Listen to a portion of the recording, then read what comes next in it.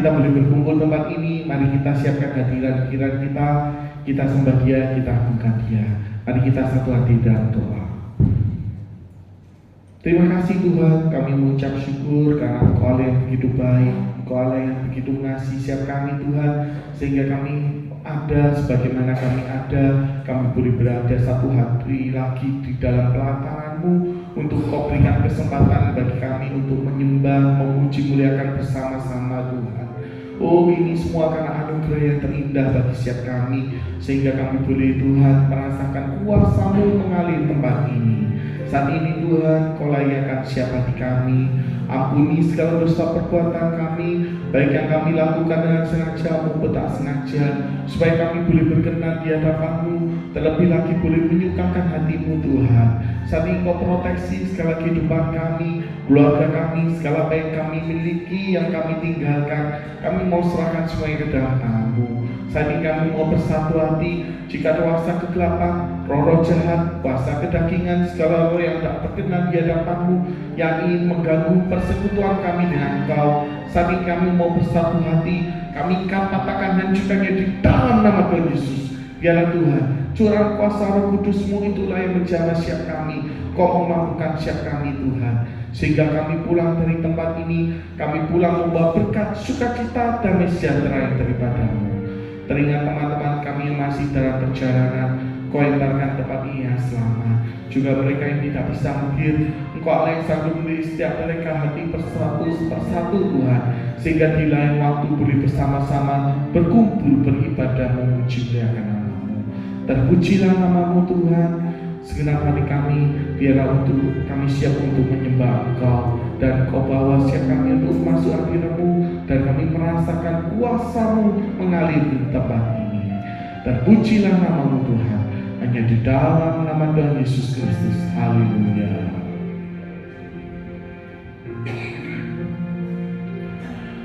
Saat ku berjalan, kasih-Mu menerangi langkahku.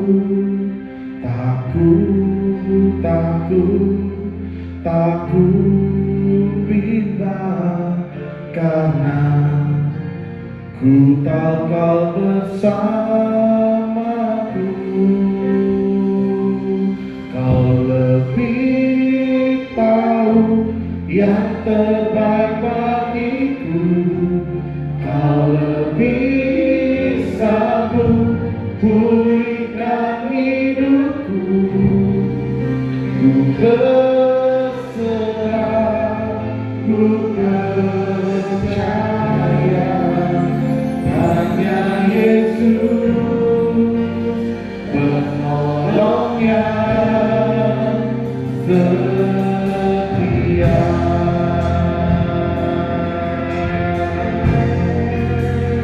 Saat ku berjalan, kasih-Mu menerangi jalanku. Takut bimbang, karena ku tahu Kau bersamaku.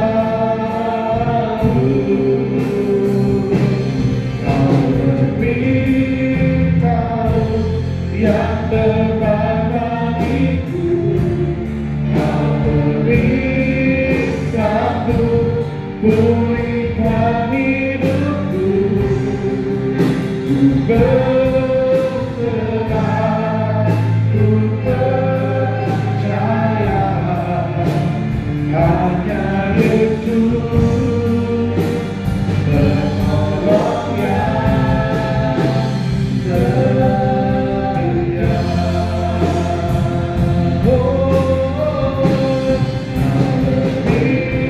lebih tahu yang terbaik bagiku. Kau lebih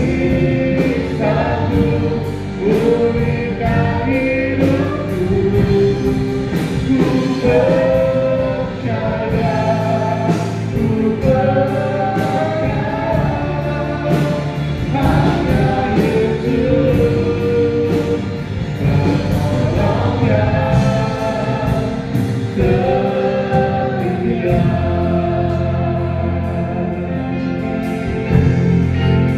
aku percaya, aku percaya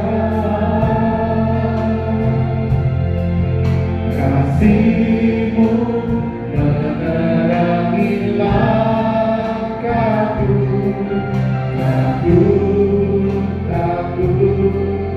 Takut bimbang karena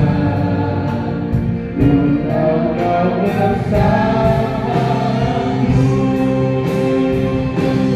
Kau lebih tahu yang terbaik bagiku.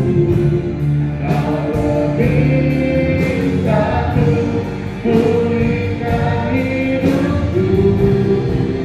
Ku berserah,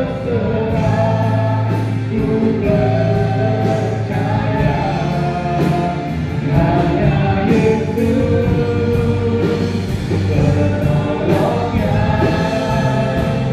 setia. Oh, Kau lebih tahu yang terbaik bagiku.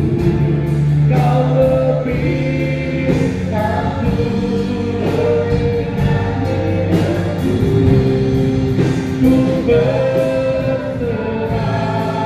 ku percaya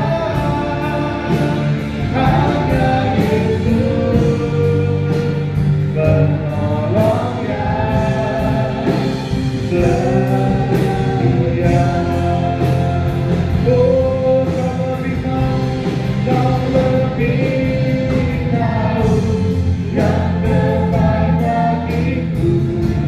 Kau lebih satu pulihkan hidupku. Ku berserah,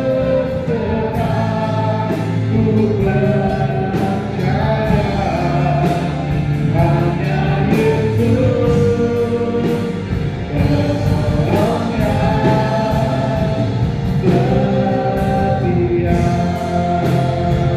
Oh, Kau lebih tahu yang terbaik bagiku.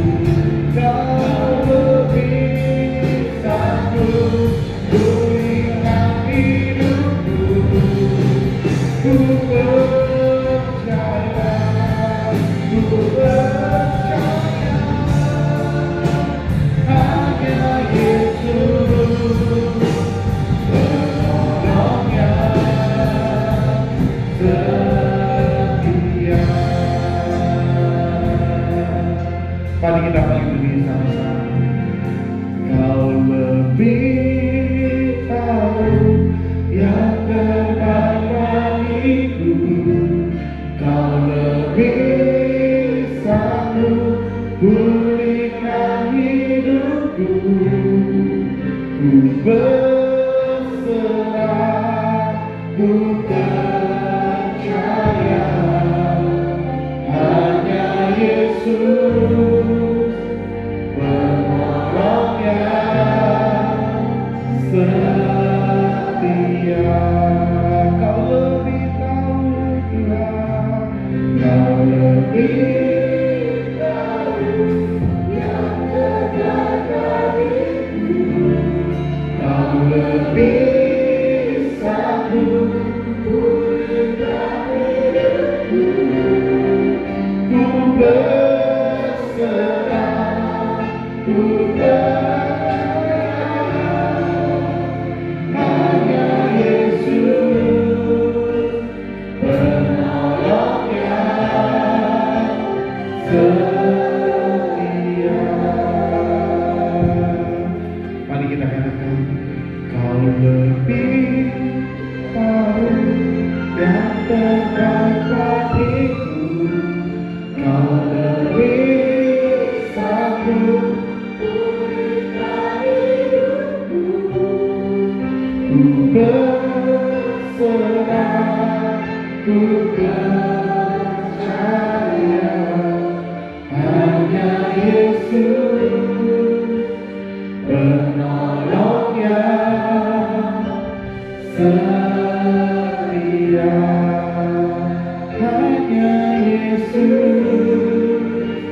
penolong yang setia. Hanya Yesus, penolong yang setia. Oh haleluya, Kau penolong yang setia. Hanya Yesus Tuhan, Yesus, Yesus. Oh haleluya, mulia, haleluya, haleluya. Kau penolongku yang setia. Glory, haleluya, haleluya. Glory,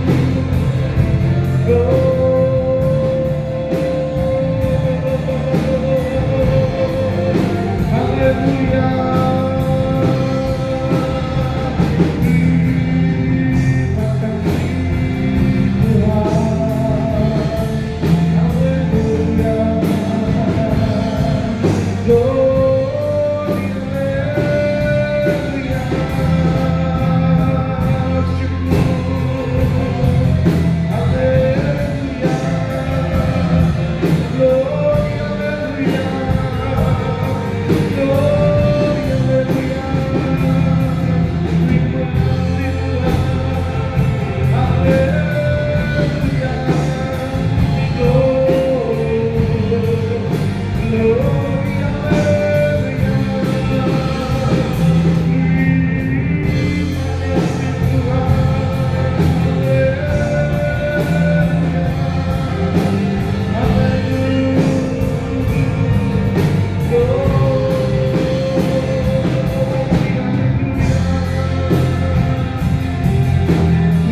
Terima kasih Tuhan,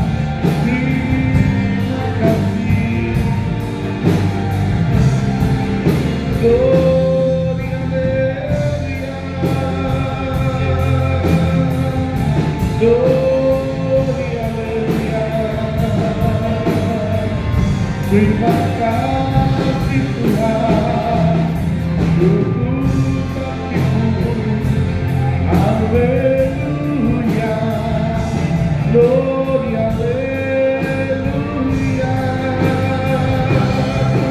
Terpujilah nama-Mu, dikuduskanlah kuasa-Mu Tuhan.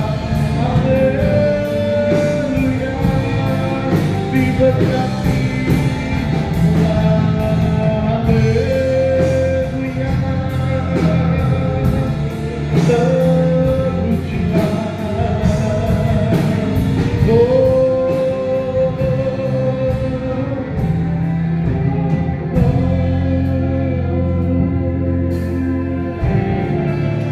Terima kasih, haleluya.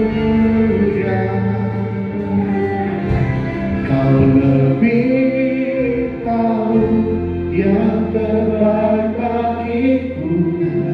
Kau lebih sanggup pulihkan hidupku. Ku berserah,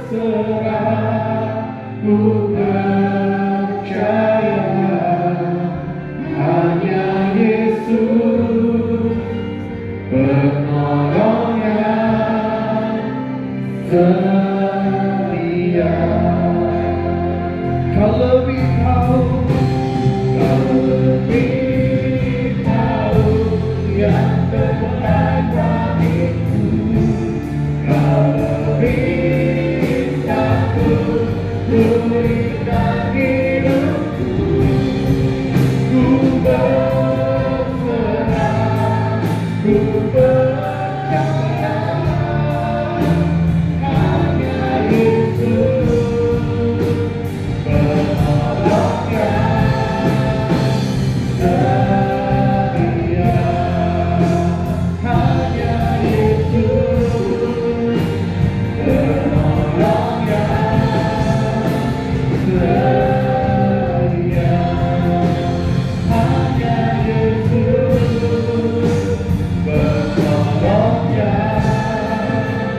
setia.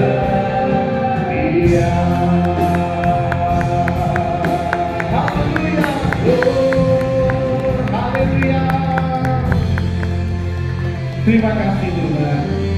Kami percaya pujian ini Tuhan, bahwa Engkau penolong yang setia. Dimanapun kami berada dalam lembah kesusahan, dimanapun kami berada di dalam lembah kesukaan, kami percaya Engkau Allah yang selalu menolong setiap kami. Dan pujilah nama-Mu Tuhan, hanya di dalam nama Tuhan Yesus Kristus. Yang percaya bersama-sama katakan iman. Amin. Berikan sorak-sorai yang paling mulia bagi Tuhan kita. Haleluya. Ku mau tetap bersyukur, senantiasa bersyukur. Hatiku biar kehendakmu terjadi. Ku mau tetap bersyukur, senantiasa bersyukur. Hatiku kan bersuka, sebab hari ini hari yang terbaik.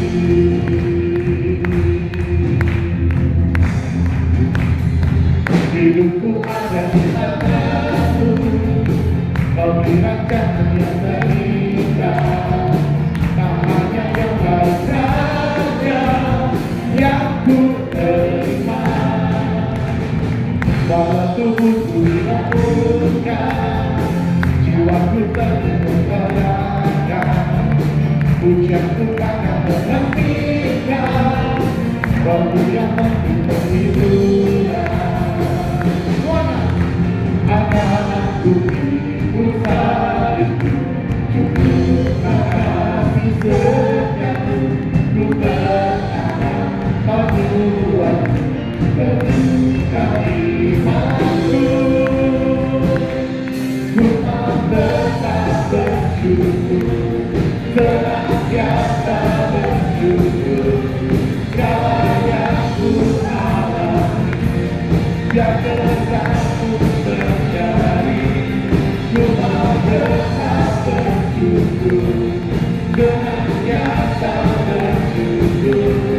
Hatiku kan bersuka, hari ini hari yang terbaik.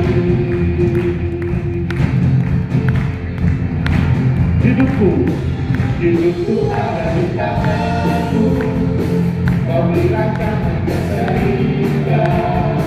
Tak hanya yang baik saja yang ku terima. Tubuhku diragukan, walau jiwaku bergoyahkan. Pujianku takkan terhentikan, Roh-Mu yang memimpin hidupan. Semuanya akan ku bersaliku, cukup kasih setiamu. Ku berharap Kau Tuhan berikan imanku. Ku mau tetap bersyukur, senantiasa bersyukur. Segala yang ku alami, biar kehendakmu terjadi. Ku mau tetap bersyukur, senantiasa bersyukur. Hatiku kan bersuka, sebab hari ini hari yang terbaik. akan kupikul, akan kupikul salibmu, kasih setia ku bertahan, tapi aku akan kupikul salibmu, kasih setia ku bertahan, tapi aku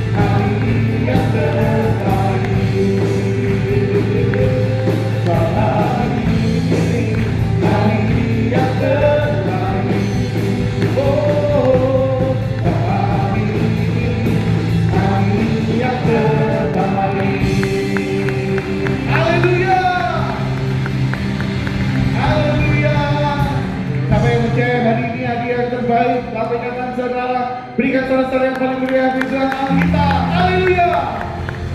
Sudah kita akan berkati dalam firman Tuhan. Biarlah firman ini boleh menjadi kekuatan dan jadi rema yang bisa beri kepada kita. Ku hidup dalam percaya Kau yang berjanji setia, pengharapanku selalu ada di dalam-Mu. Ku tidak akan menyerah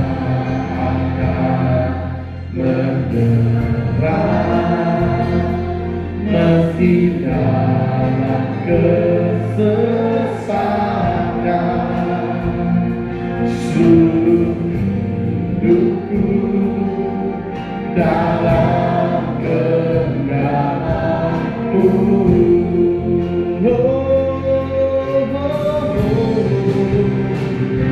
Aku punya Tuhan yang besar, Dia telah berjanji dan sanggup menggenapi imanku, bersemangat percaya kuasanya. Ku terima kemenangan dari-Mu. Ku hidup karena percaya, ku hidup karena percaya Kau yang berjanji setia, pengharapanku selalu ada di dalam-Mu. Ku tidak akan bergerak, ku tidak akan bergerak meski dalam kesesatan. Seluruh hidupku dalam genggaman-Mu.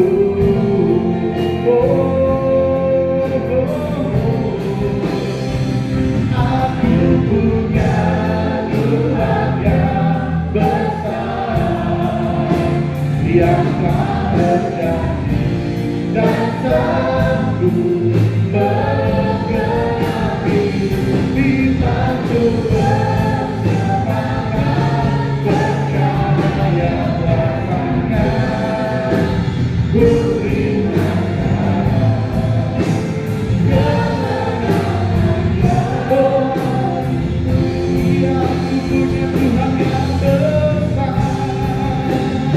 terima punya Tuhan yang besar, yang pada janji dan sanggup menggenapi firman-Mu bersemangat percaya padanya. Ku terima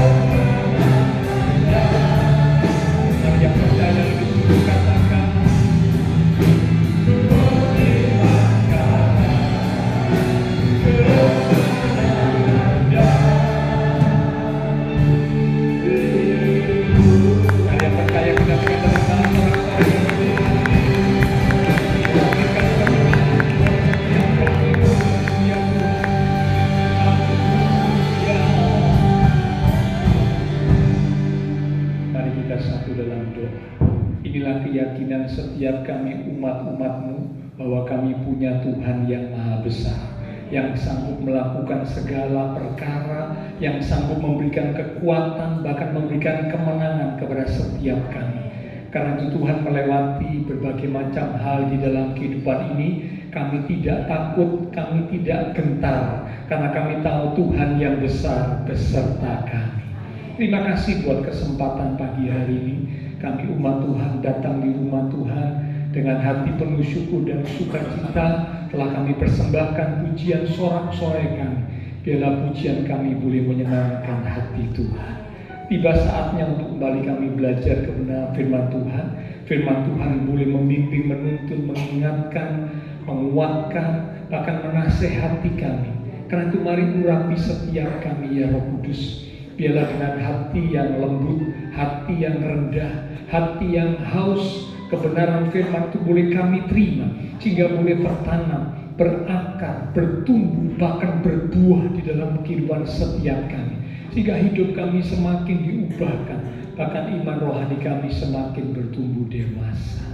Roh Kudus, urapi pula hamba-Mu yang terbatas, taruh pikiran dan perkataan Kristus pada diri hamba-Mu. Biarlah Tuhan yang berkata-kata melalui bibir hamba-Mu sampai dalam santuan bagi setiap kami saat ini. Kami umat-umat Tuhan siap untuk menerimanya.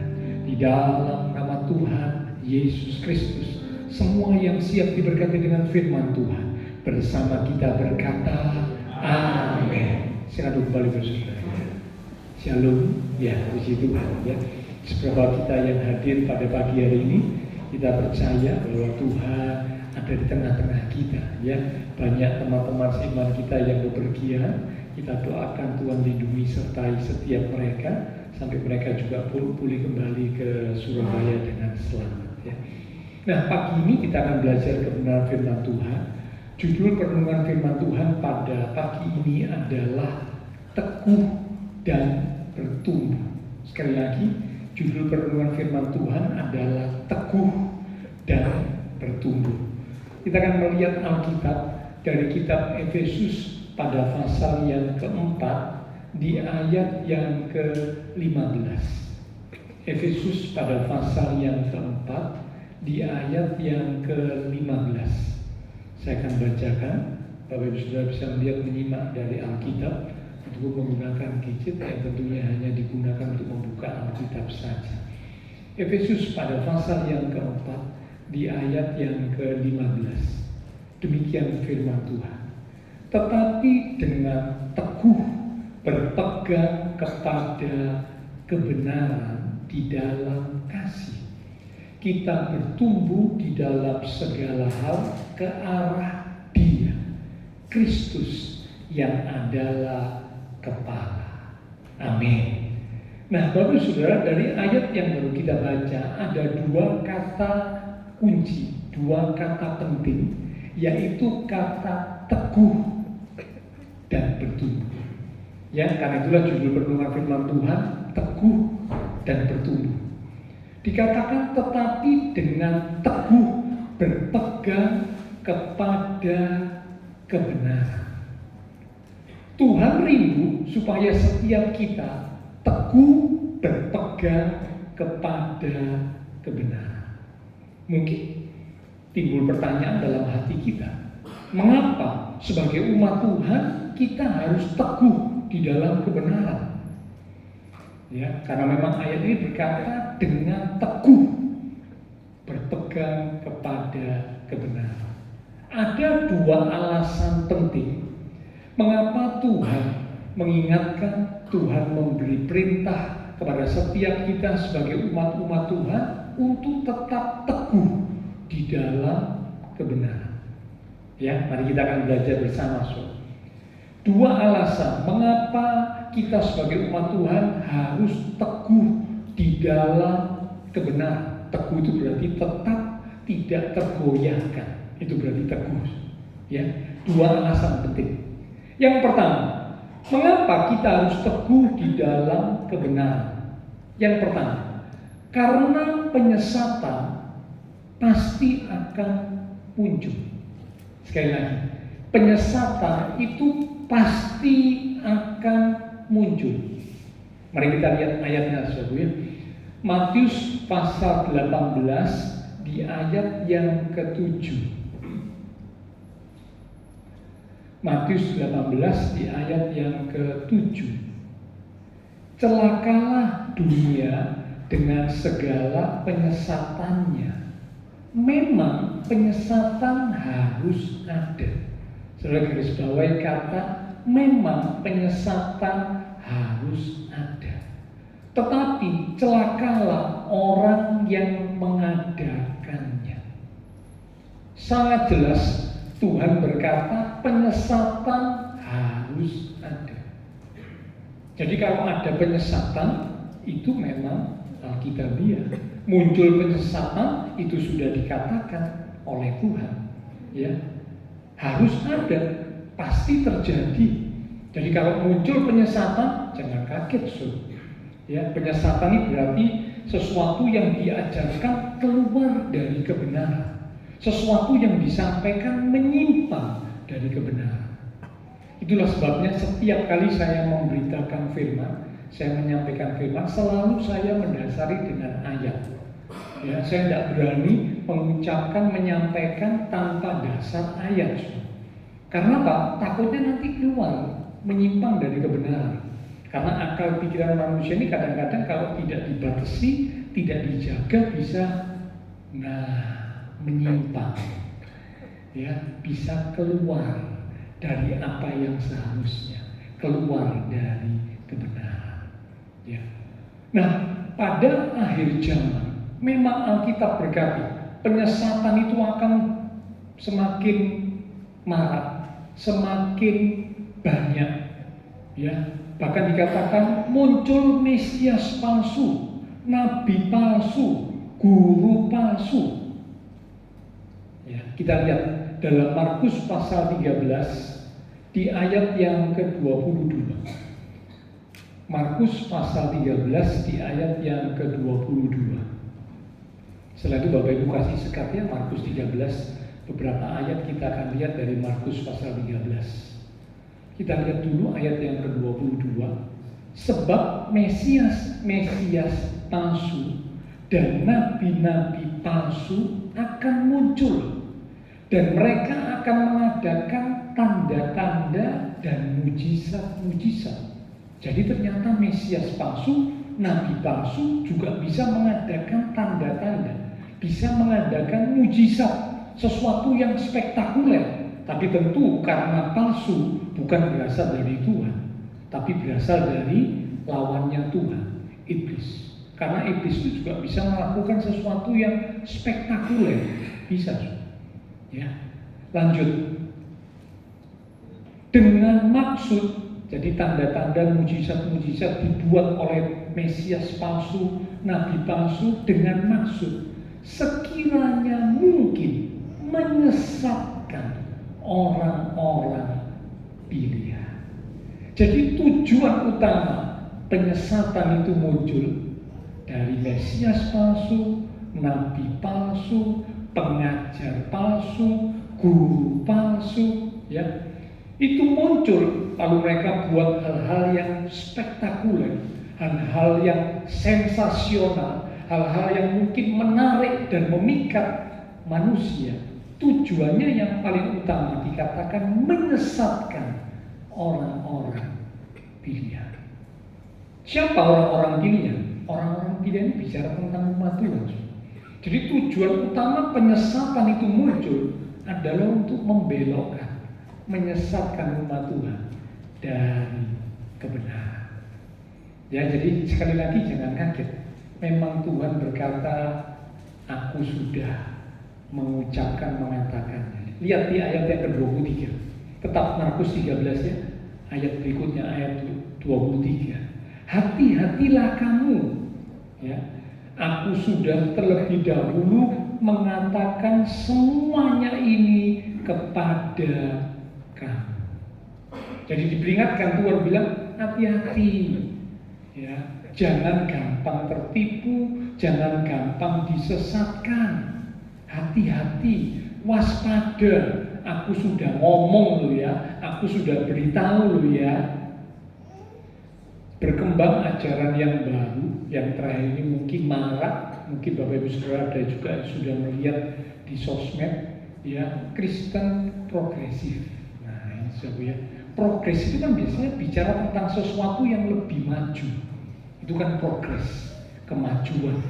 Tapi ini aneh, Kristen progresif ini justru yang mengajarkan ada keselamatan di luar Tuhan Yesus.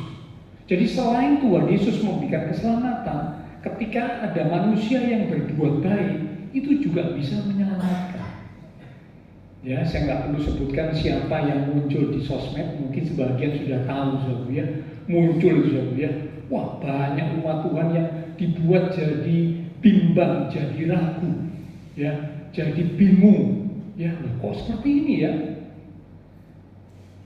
Bahkan mungkin ada yang mulai tertarik, wah enak juga ya, ternyata keselamatan bisa ada bukan hanya di dalam Tuhan Yesus, di luar Tuhan Yesus juga ada keselamatan. Dengan berbuat baik juga bisa selamat, ya. Bahkan ini muncul bukan hanya di sosmed, tapi dalam perbincangan di acara televisi ini juga muncul, seorang yang mengaku dirinya pendeta, entah pastor, entah pendeta, mengucapkan kata-kata yang seperti ini, dan itu diucapkan, didengar oleh banyak orang, ya, termasuk umat Tuhan. Bagaimana dengan umat Tuhan? Adakah umat Tuhan tetap berpegang pada kebenaran, teguh memegang kebenaran, atau mulai tergoyahkan, mulai ikut, ya? Karena ternyata pengikutnya mulai lumayan, ya. Ini si Kristen progresif ini pengikutnya mulai lumayan, satu persatu, khususnya anak-anak muda. Ya, karena biasanya anak-anak muda itu kan paling suka hal-hal yang sensasi, hal-hal yang spektakuler. Wah, itu paling senang, paling ingin tahu. Bahkan mungkin akhirnya ikut. Karena apa? Membuat sensasi, membuat satu hal gebrakan yang baru. Tapi mereka lupa sudah menyimpang dari kebenaran. Karena Alkitab berkata, di bawah kolong langit ini hanya ada satu nama yang bisa memberikan kepastian keselamatan, yaitu di dalam nama Tuhan Yesus. Ya. Ayatnya ada, so. Kisah Para Rasul, kita lihat sebentar ya. Kisah Para Rasul pada pasal yang keempat, di ayat yang ke-12. Sebenarnya ini salah satu ayat yang terkenal. Umat Tuhan harus pegang teguh ayat ini. Kisah pasal 4, Kisah Para Rasul pasal 4, ayat yang ke-12. Dan keselamatan tidak ada di dalam siapapun juga selain di dalam Dia. Dianya lebih besar ya. Sebab di bawah kolong langit ini tidak ada nama lain yang diberikan kepada manusia yang olehnya kita dapat diselamatkan. Sangat tegas ayat ini berkata, keselamatan tidak ada di dalam siapapun juga. Hanya ada dalam Tuhan Yesus. Bahkan hanya Tuhan Yesus yang berani berkata, akulah jalan, kebenaran, dan hidup. Tidak ada seorang pun bisa sampai kepada Bapa di surga kalau tidak melalui aku. Yohanes 14 di ayat yang ke-6. Yohanes 14 ayat 6. Ya, ini ayat ini Bapak Ibu Saudara harus pegang teguh. Sangat kita pegang teguh. Jika kita tidak terpengaruh, keselamatan memang hanya ada dalam Tuhan Yesus. Alkitab berkata demikian. Itu kebenaran yang harus kita pegang teguh, yang harus kita percaya. Nah, kalau ada yang berkata dengan berbuat baik kita tetap bisa selamat kok. Tidak hanya melalui Tuhan Yesus, dengan berbuat baik kita juga bisa selamat. Nah, kalau ada yang berkata begitu, apa kata Alkitab tentang orang yang berbuat baik? Ya, Yesaya pasal 64 di ayat yang ke-6. Mari kita lihat ya, saya tunjukkan beberapa ayat yang memantapkan setiap kita sebagai umat Tuhan supaya kita teguh berpegang kepada kebenaran. Tidak hanya sekedar ikut sesuatu yang baru, sesuatu yang sensasional, sesuatu yang mungkin kelihatannya menarik, tapi ternyata sudah menyesatkan kita. Yesaya 64 di ayat yang ke-6. Demikianlah kami sekalian seperti seorang najis. Perhatikan kalimat berikut. Dan segala kesalehan kami. Kesalehan ini bicara tentang perbuatan baik termasuk di dalamnya. Seperti kain kotor. Cukup sampai situ. Perbuatan baik manusia di hadapan Tuhan itu dikatakan seperti kain kotor. Kain kotor itu sesuatu yang tidak bernilai. Namanya saja sudah kotor. Ya, tidak bernilai. Di mata Tuhan tidak bernilai, tidak berdampak. Perbuatan baik tidak bisa menyelamatkan seorang manusia. Tidak bisa. Kalau memang perbuatan baik bisa menyelamatkan manusia, Tuhan Yesus tidak perlu datang ke dunia. Tidak perlu, buat apa Tuhan Yesus datang ke dunia? Berbuat baik saja bisa menyelamatkan manusia kok. Berbuat baik bisa menyelamatkan diri sendiri. Tidak bisa. Satu ayat lagi, ya. Kitab Efesus pasal yang kedua di ayat yang ke-8 sampai 9. Efesus pasal yang kedua ayat yang ke-8 sampai 9. Sebab karena kasih karunia atau karena anugerah kamu diselamatkan oleh iman. Itu bukan hasil usahamu. Dengan kata lain juga bukan karena perbuatan baikmu, tetapi pemberian Allah, anugerah Allah. Itu bukan hasil pekerjaanmu. Jangan ada orang yang memegahkan diri. Ayat ini berkata bukan hasil usaha, bukan hasil pekerjaan. Jadi kalau ada seorang berkata dengan berbuat baik bisa menyelamatkan, jelas ini bertentangan dengan firman Tuhan. Bertentangan. Karena memang Alkitab tidak berkata demikian. Kalau sekali lagi perbuatan baik bisa menyelamatkan manusia, Tuhan Yesus tidak perlu datang ke dunia. Tidak perlu, buat apa? Perbuatan baik bisa menyelamatkan kok. Dengan berbuat baik manusia bisa dapat keselamatan. Tuhan Yesus nggak perlu datang ke dunia, nggak perlu berinkarnasi jadi manusia, nggak perlu. Ngapain? Manusia dengan berbuat baik bisa selamat. Tetapi justru karena perbuatan baik tidak bisa menyelamatkan. Perbuatan baik dikatakan seperti kain kotor.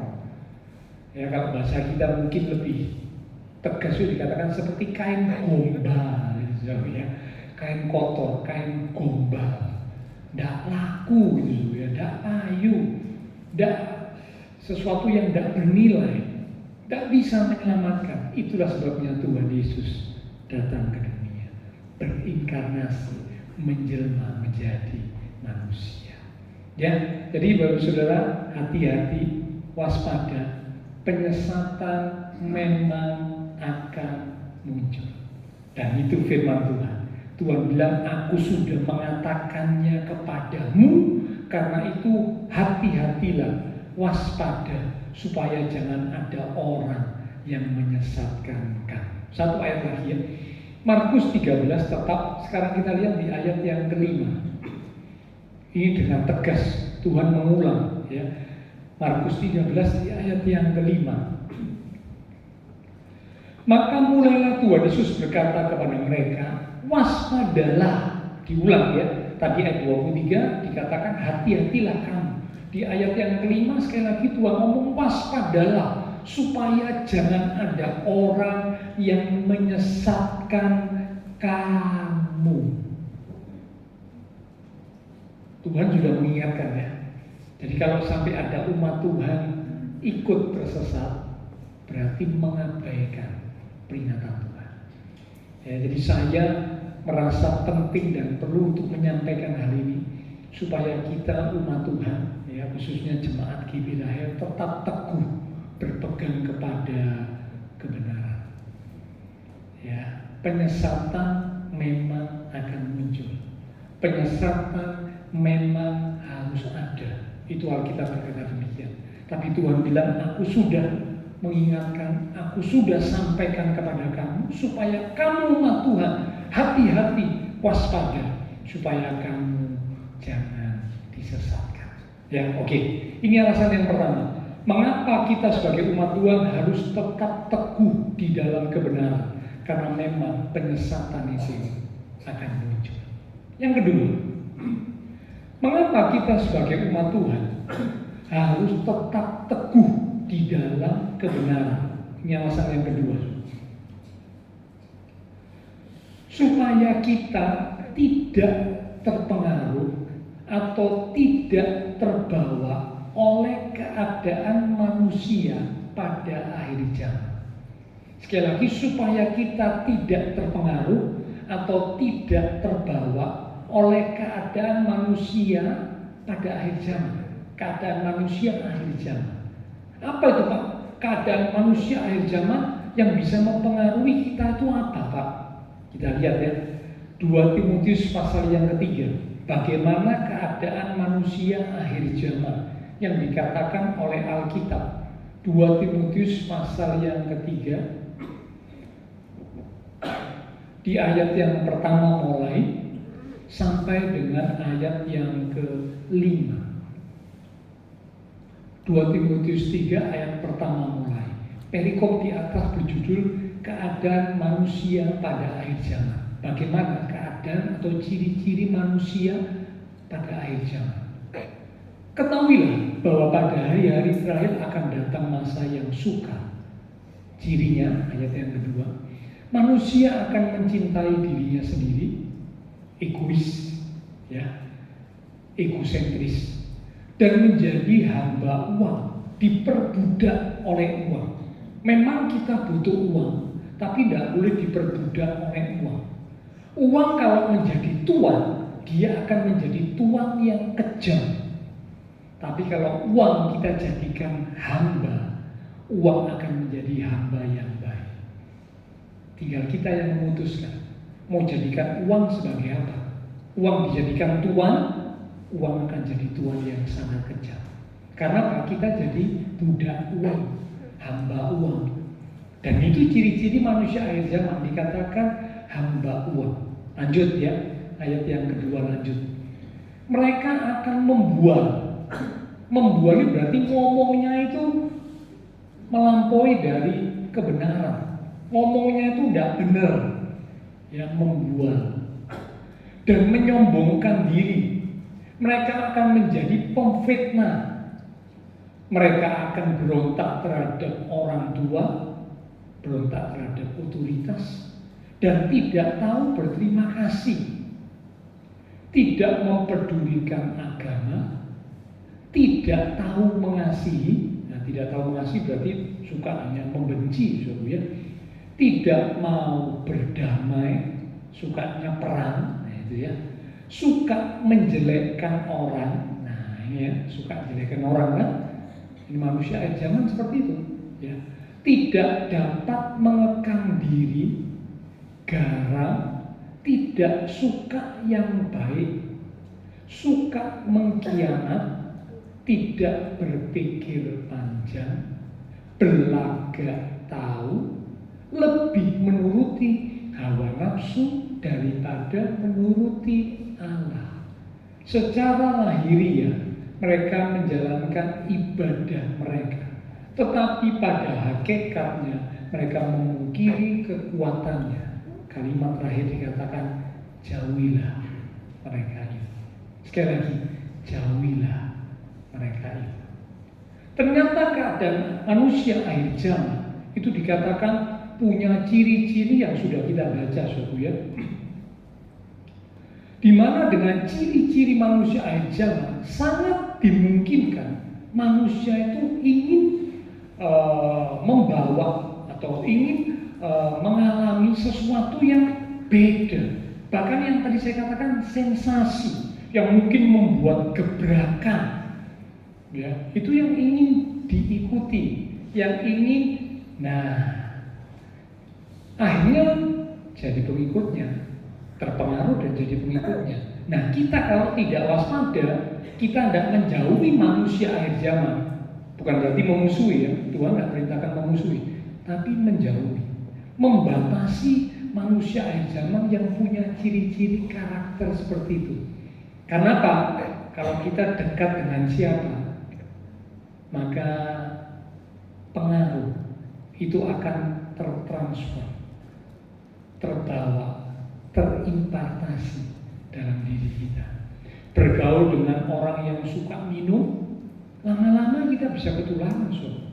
Bergaul dengan orang yang suka omong kotor, kalau ngomong itu selalu kata-katanya itu jorok, kotor, terpengaruh, lama-lama jadi seperti itu, so.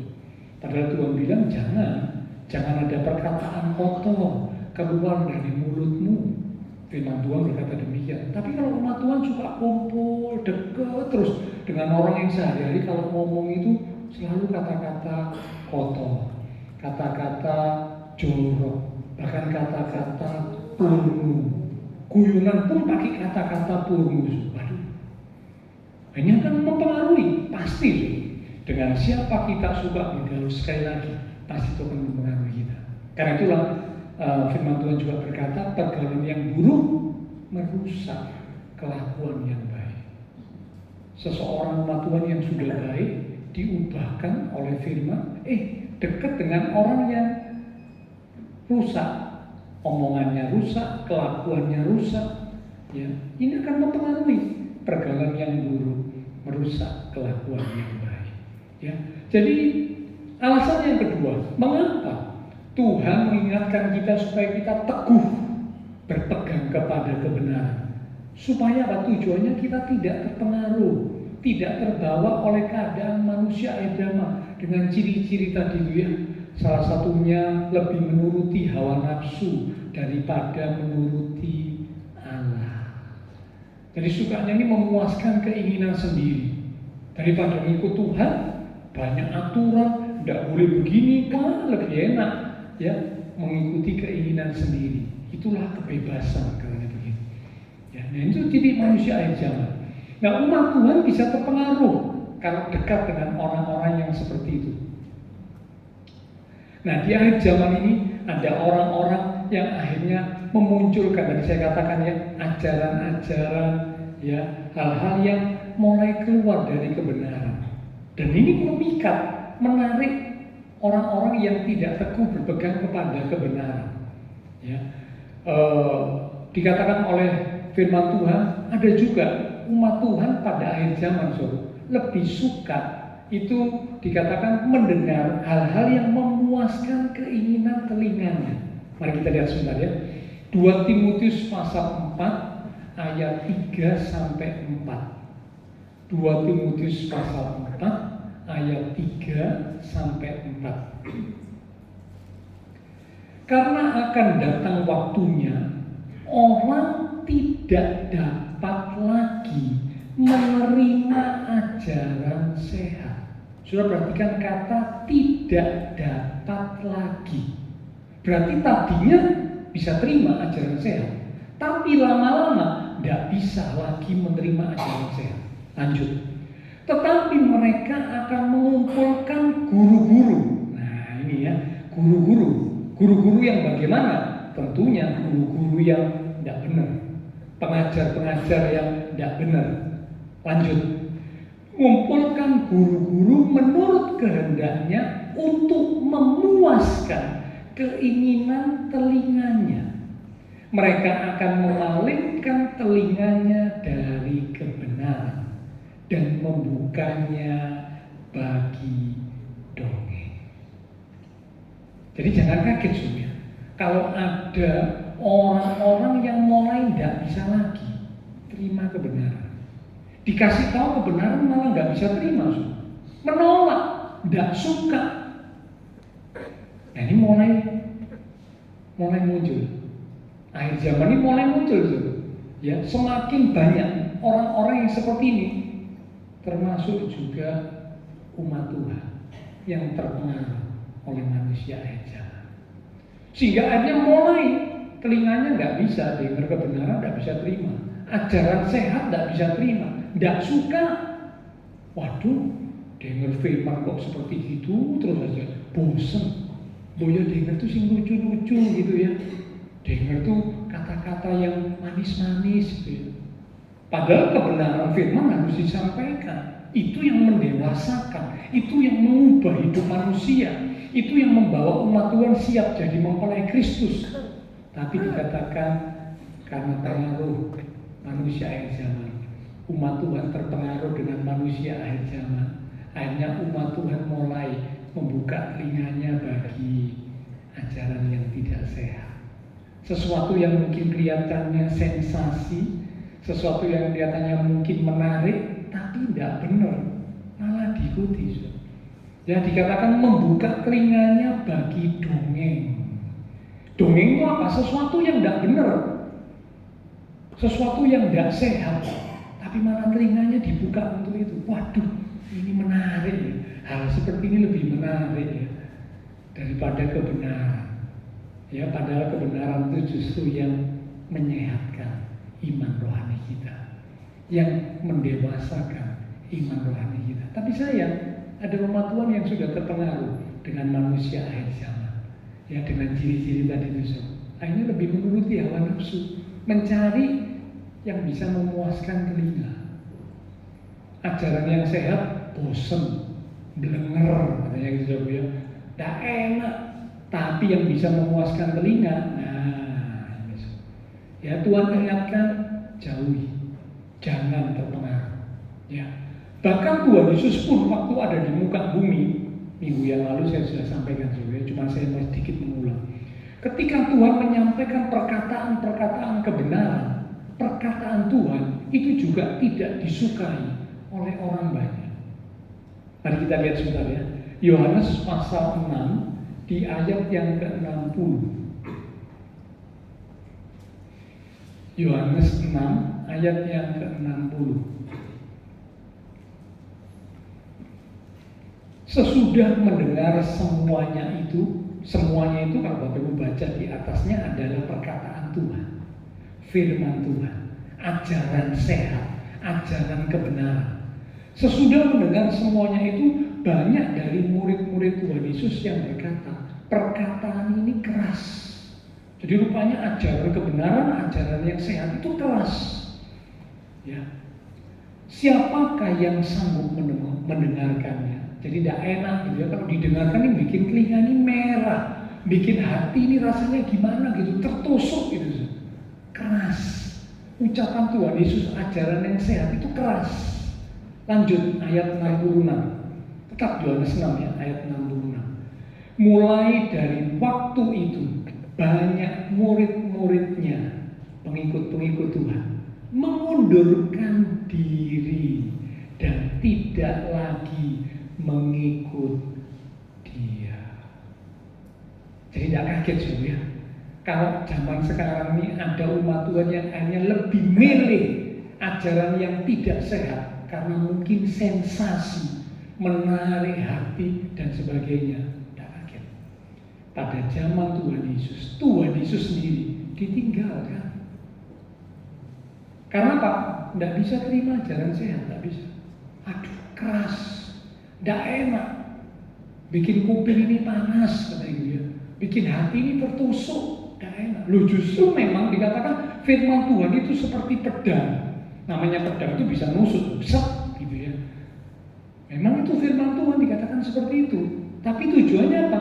Menyehatkan kita. Ya, supaya dengan firman Tuhan disampaikan, ajaran yang sehat disampaikan, kita jadi sadar, kita jadi tahu, oh, kelemahan saya di sini, kekurangan saya di sini, saya mesti berubah, saya mesti belajar hidup benar sesuai firman Tuhan. Tapi sekali lagi, umat Tuhan yang terpengaruh dengan keadaan manusia akhir zaman lebih memilih menuruti hawa nafsu, lebih memilih telinganya dibuka bagi dongeng. Tidak bisa lagi menerima ajaran sehat. Bahkan semasa Tuhan Yesus ada di muka bumi, hal itu sudah terjadi. Ya, jadi jangan kaget. Ya, kebenaran-kebenaran dari Alkitab itu terbukti. Semakin kita lihat pada akhir zaman, semakin dekat kedatangan Tuhan pada kali yang kedua, semakin kalau Bapak Ibu Saudara banyak baca firman dan pegang firman, semakin tahu ternyata satu persatu firman Tuhan itu terjadi. Satu persatu apa yang dikatakan di firman Tuhan tergenapi. Itulah sebabnya Tuhan selalu ngomong, aku sudah katakan kepadamu, seperti tadi penyesatan, aku sudah katakan, hati-hati, waspada, memang harus ada, tapi jangan sampai tersesat. Tuhan sudah sampaikan, firman Tuhan tergenapi. Ya, jadi hal yang kedua, alasan yang kedua, mengapa kita umat Tuhan harus teguh berpegang kepada kebenaran, supaya kita tidak terpengaruh, tidak terbawa oleh keadaan manusia akhir zaman. Dengan ciri-ciri tadi, salah satunya lebih menuruti hawa nafsu. Jadi suka denger ya hal-hal yang tidak sehat, ya hal-hal yang tidak benar, dongeng itu justru malah senang. Tapi yang sehat, ajaran sehat kebenaran justru malah ditinggalkan, ya dengan alasan bosan dan sebagainya. Wah, sangat disayangkan. Saya berdoa dan saya berharap umat Tuhan, jemaat Tuhan GBI, jangan sampai kita terpengaruh oleh manusia akhir zaman. Saya berdoa. Ya, mungkin kelihatannya itu yang banyak, Pak. Yang banyak itu belum tentu benar, belum tentu. Belum tentu benar, ya. Yang banyak itu belum tentu benar. Kebenaran sekalipun mungkin yang mengikuti hanya sedikit, tetap itu kebenaran. Yang tidak benar sekalipun itu banyak atau mayoritas, tidak bisa berubah jadi kebenaran, tidak bisa. Yang tidak benar ya tetap tidak benar, sekalipun yang ikut banyak, mayoritas. Tapi kebenaran tetap kebenaran, sekalipun mungkin yang ikut sedikit, minoritas, tapi tetap itu kebenaran. Tinggal pilihan ada pada kita, mau milih yang mana. Ya, karena itu Alkitab berkata, kepadamu kuperhadapkan pilihan. Manusia harus memilih. Ya, Tuhan tidak memaksa kita untuk harus lakukan ini. Lalu kita dibuat jadi seperti robot. Enggak, kita punya kehendak bebas. Tuhan ciptakan kita dengan kehendak bebas.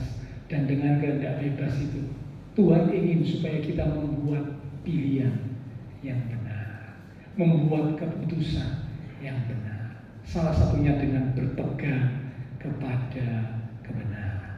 Ya, kalau kita berpegang tetap pada kebenaran, justru kebenaran itu yang memerdekakan kita. Yohanes pasal 8, kita lihat ya. Yohanes pasal 8 ayat yang ke-31 sampai dengan ayat yang ke-32. Yohanes 8 ayat 31 sampai 32. Maka katanya yang besar, berarti perkataan Tuhan Yesus kepada orang-orang Yahudi yang percaya kepadanya. Jikalau kamu tetap dalam firman-Ku, tetap dalam firman-Ku maksudnya tetap berpegang kepada kebenaran firman, kamu benar-benar adalah murid-Ku dan kamu akan semakin mengetahui kebenaran dan kebenaran itu akan memerdekakan kamu. Ya, jadi siapa yang tetap dalam firman, tetap pegang firman, tetap teguh di dalam kebenaran firman, dikatakan firman Tuhan, mereka benar-benar adalah murid Tuhan. Murid Tuhan yang sejati. Ya, tapi yang mulai meninggalkan kebenaran dengan alasan-alasan, ya, apapun alasannya, dikatakan ya berarti bukan lagi murid Tuhan, karena sudah keluar menyimpang dari kebenaran. Oke ya, jadi itulah dua alasan mengapa firman Tuhan datang kepada kita pagi ini, supaya kita tetap teguh di dalam kebenaran, teguh berpegang kepada kebenaran. Karena yang pertama, penyesatan itu memang pasti akan muncul, dan sekarang sudah banyak muncul. Lalu yang kedua, supaya kita umat Tuhan tidak terpengaruh, tidak terbawa oleh keadaan manusia akhir zaman yang lebih menuruti hawa nafsu, sehingga akhirnya telinganya ini lebih suka mendengarkan sesuatu yang memuaskan keinginan telinga. Ya, tapi umat Tuhan, Tuhan berkata jauhilah itu semua. Ya, justru kita membuka telinga kita bagi ajaran sehat, firman Tuhan, kebenaran yang sejati. Maka dikatakan kita adalah murid-muridnya Tuhan. Nah, itu kata kunci yang pertama, teguh berpegang pada kebenaran. Kata kunci yang kedua adalah bertumbuh ke arah Kristus. Tadi ayat yang pertama tadi ya, di Efesus 4 ayat 15 di awal yang sudah kita baca. Kata kunci yang pertama teguh berpegang pada kebenaran. Kata kunci yang kedua adalah bertumbuh ke arah Kristus. Nah, ini memang berkaitan semua. Kalau kita teguh berpegang pada kebenaran, barulah kita bisa bertumbuh ke arah Kristus. Tapi kalau kita tidak teguh berpegang kepada kebenaran, maka saya berani pastikan kita tidak bisa bertumbuh ke arah Kristus. Tidak bisa. Tidak mungkin, saudara. Bagaimana mungkin orang yang tidak teguh dalam kebenaran, orang yang mulai keluar dari kebenaran, bertumbuh ke arah Kristus? Ya tidak mungkin. Tidak mungkin, saudara. Ya, jadi kalau kita mau bertumbuh ke arah Kristus, harus teguh berpegang pada kebenaran. Jadi umat Tuhan yang tetap teguh berpegang pada kebenaran punya prinsip tidak mau dipengaruhi oleh yang tidak benar, sekalipun itu banyak. Sekali lagi, yang banyak belum tentu benar. Belum tentu benar. Jadi kalau ada umat Tuhan berpikir, Pak saya ikut yang banyak, keliru. Yang banyak itu belum tentu benar, belum tentu. Ya. Kadang-kadang yang benar bisa saja cuma sedikit, minoritas, tapi itu tetap kebenaran. Sekalipun banyak, kalau tidak benar, ya tetap itu tidak benar, sekalipun mayoritas. Nah, kita umat Tuhan harus tetap pegang teguh kebenaran. Barulah kita bisa bertumbuh ke arah Kristus. Ayat-ayat penutup terakhir, ya. 2 Yohanes pasal yang pertama, memang cuma satu pasal ya.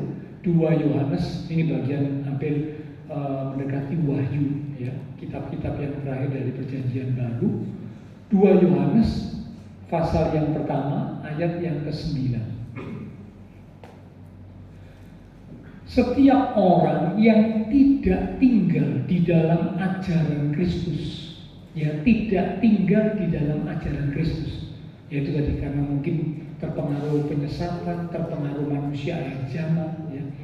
Setiap orang yang tidak tinggal di dalam ajaran Kristus, tetapi yang melangkah keluar dari situ, tidak memiliki Allah. Barang siapa tinggal di dalam ajaran itu, dalam ajaran Kristus, ajaran kebenaran, ia memiliki Bapa maupun Anak. Terjemahan yang lain ya, saya bacakan dalam terjemahan yang lain yang mungkin akan membantu kita lebih jelas.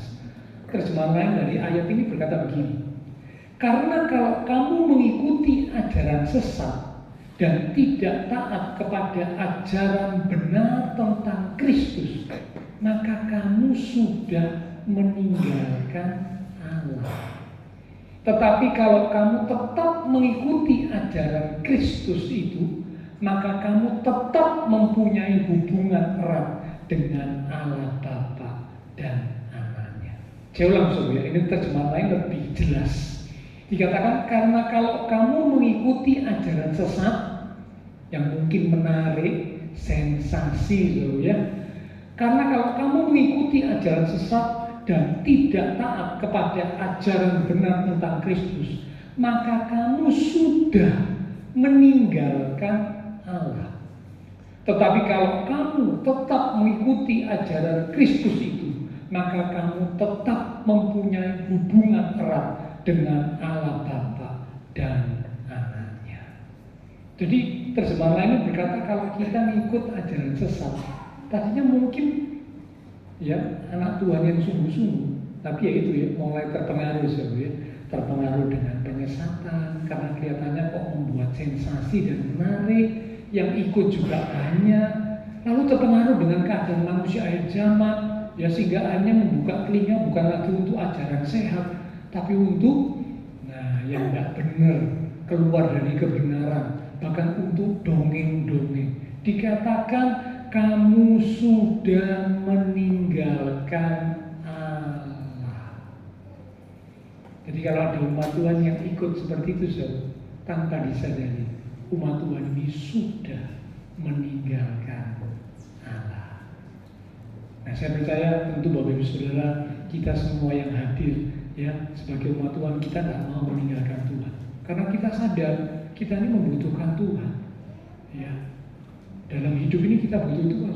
Dalam perjalanan kehidupan ada banyak hal yang kita hadapi, tanpa Tuhan kita tidak mampu, tidak sanggup menghadapi tantangan masalah kesulitan. Ditambah lagi hanya Tuhan Yesus yang bisa menjamin keselamatan kita. Kalau mati tersedia keselamatan kekal, surga. Bicara kematian tidak ada yang tahu. Ya tadi di lagu yang awal kita menaikkan lagu itu kasihmu menerangi langkahku itu ya. Saat ku berjalan kasihmu menerangi langkahku, kau lebih tahu yang terbaik bagiku. Penyanyinya berapa hari yang lalu mati itu kan, Melita Sidaputar. Ya, tidak ada yang tahu tapi untungnya dia sempat beberapa waktu lalu dia memberi kesaksian. Tentunya dia sudah dari kecil orang Kristen ya, karena dia memang namanya Sidaputar kan sudah tahu ya, Sidaputar itu orang dari mana. Dia dari kecil Kristen tapi dia sendiri bersaksi, itu saya lihat di channelnya Meridiana itu ya, dia bersaksi bahwa dia ini orang yang keras, salah dia tidak pernah minta maaf. Kepada orang tua dia juga tidak pernah minta maaf. Dan waktu saudara kembarnya 3 tahun yang lalu mati, Melisa, dia kan Melita ya, saudara kembarnya Melisa, Desember 2020 yang lalu mati itu, dia kecewa, dia ngamuk sama Tuhan, protes itu. Kenapa saudaraku mati? Dia tidak bisa terima ya. Lalu akhirnya yaitu dia hidup dalam kecewaan, dalam kemarahan ya, tidak bisa terima dengan keadaan hidup yang seperti itu. Sehingga dia sendiri berkata saat dia nyanyikan lagu-lagu, kan dia sering nyanyikan lagu rohani ya. Dia bilang saat dia nyanyikan lagu-lagu rohani, dia bilang saya kalau sudah nyanyi itu cuma mulut saja yang nyanyi, tapi hati saya ini protes sama Tuhan. Ya. Kenapa Tuhan engkau lakukan hal seperti ini? Kenapa kok engkau ambil saudaraku, saudara kembarku dan sebagainya? Tapi untungnya sampai pada satu titik dia akhirnya bertobat. Ya, dia bertobat, dia kembali ke jalan yang benar, ya, dan puji Tuhan di dalam pertobatannya itu Tuhan panggil dia pulang. Usianya masih muda, 23 tahun, ya, katanya tahun depan baru berencana akan menikah. Tapi ya itu nggak ada yang tahu kan umur manusia. Siapa yang tahu, so? Ya, 23 tahun. Saudara kembarnya malah hampir 20 tahun mati duluan. Tidak ada yang tahu umur manusia.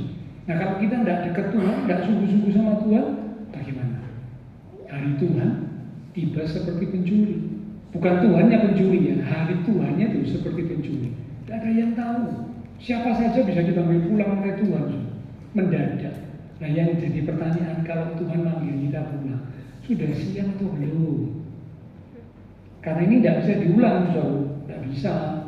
Ya, kalau ujian nilainya jelek gampang, ikut susulan, ikut perbaikan, ngulang lagi bisa.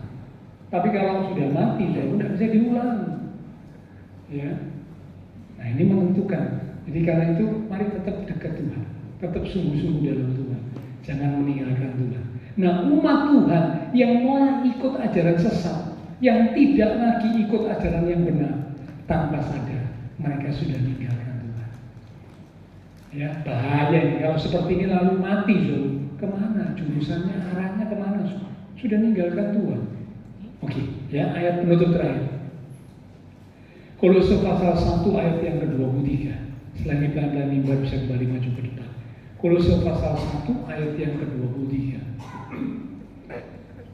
Demikian firman Tuhan.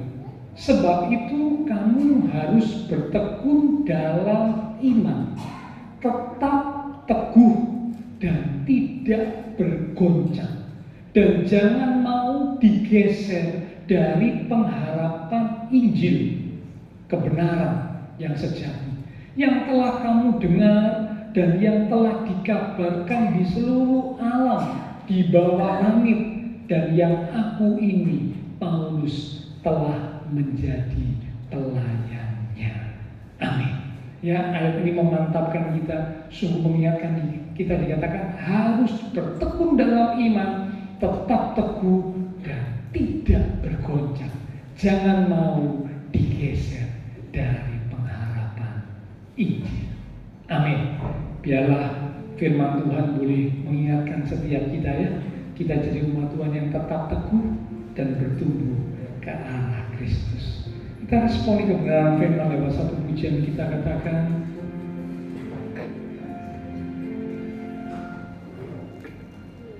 Yesus kau kebenaran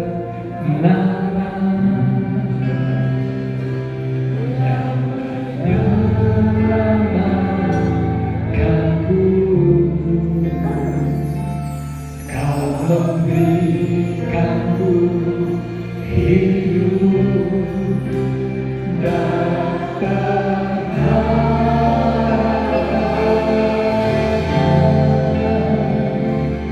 ku ikut kehendakmu, ku penuh anugerahmu,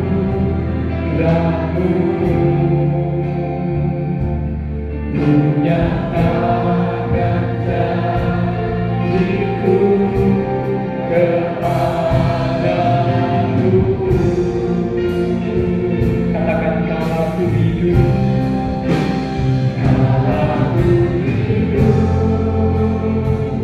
ku hidup bagimu, hatiku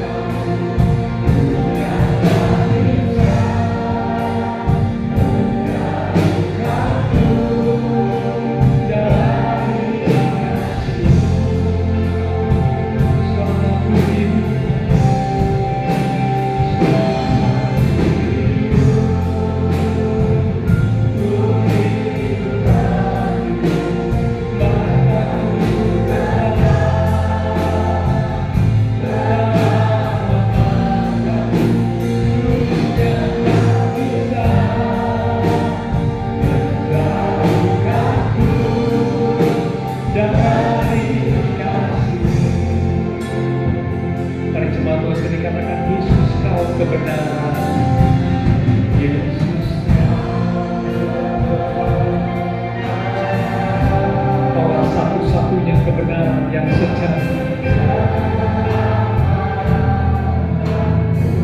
Allah yang sanggup memberikan kepastian keselamatan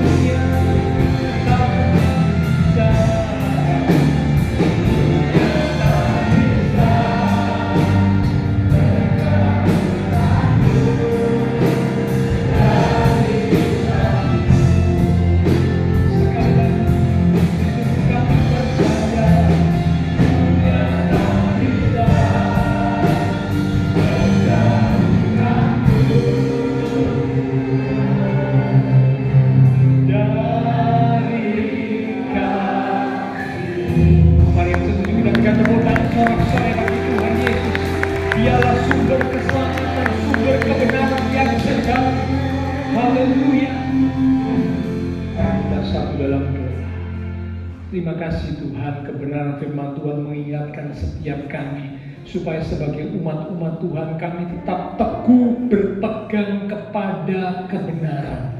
Dan itulah yang membuat kami bisa bertumbuh ke arah Kristus yang adalah kepala. Karena itu Tuhan, meteraikanlah firman Tuhan yang sudah kami terima bersama pada pagi hari ini. Kami tidak mudah dipengaruhi oleh keadaan-keadaan di sekitar kami, baik itu penyesatan-penyesatan, baik itu keadaan manusia akhir zaman yang membuat kami mulai jauh dari Tuhan, bahkan meninggalkan Tuhan, meninggalkan ajaran yang sehat dan membuka telinga bagi dongeng. Kami diingatkan supaya kami waspada. Terima kasih Tuhan, hamba terbatas untuk berkata dan menjelaskan, tapi Roh Kudus terus mengingatkan firman yang sudah kami terima, sehingga setiap kami umat-umat Tuhan boleh tetap teguh berpegang kepada kebenaran, tidak digeser dari kebenaran yang sudah kami pegang sampai akhir hidup kami. Tidak ada satupun yang bisa memisahkan kami dari kasih Kristus. Terima kasih Tuhan Yesus, terima kasih Bapa Surgawi. Hamba berdoa untuk setiap umat-umat Tuhan, diberkati setiap umat-umat-Mu ya Tuhan, diberkati iman rohani, diberkati keluarga rumah tangga, diberkati usaha pekerjaan, diberkati studi sekolah, diberkati kesehatan kami. Bahkan Kau berjanji menyediakan masa depan yang indah, penuh dengan pengharapan bagi setiap kami umat-umat Tuhan yang tetap teguh berpegang kepada kebenaran. Hamba berdoa untuk setiap umat-umat Tuhan yang tidak bisa hadir, untuk mereka-mereka yang sakit, kesehatan anak Niko, maupun juga teman-teman seiman kami yang lain yang sakit. Lewat tempat ini kami menyatukan hati dan iman kami. Kami berdoa, bila Tuhan Kau menjamah, pulihkanlah kekuatan, kesehatan, kesembuhan di dalam nama Tuhan Yesus Kristus.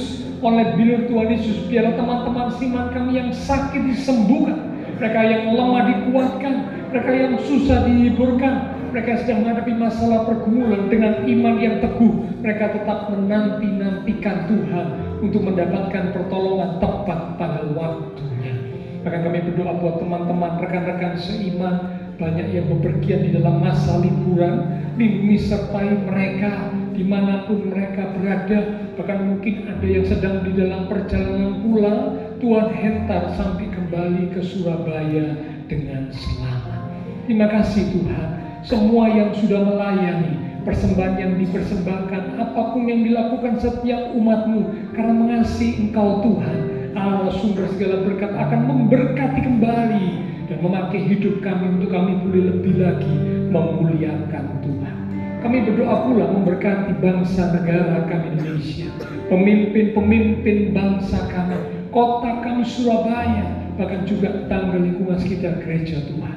Memberkati setiap jemaat Tuhan yang berulang tahun sepanjang minggu ini. Dengan pertambahan usia yang Tuhan beri, membawa kami semakin dekat Tuhan, semakin cinta Tuhan, semakin sungguh-sungguh di dalam Tuhan.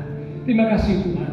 Setelah selesai ibadah, kami akan berpisah satu dengan yang lain, kembali ke aktivitas kami, kembali ke keluarga rumah tangga kami. Biarlah segala berkat, anugerah, damai, sukacita yang melimpah dari Allah Bapa Surgawi, kasih Tuhan Yesus Kristus, dan persekutuan dengan kuasa Roh Kudus akan terus mimpin menuntun langkah kehidupan setiap kita. Itu terus minta kita sekalian mulai pagi ini sampai Maranatha, Tuhan Yesus datang kembali. Di dalam nama Tuhan Yesus Kristus, semua yang percaya diberkati Tuhan. Mari bersama dengan iman kita berkata amin. Tuhan berkati kita sekalian.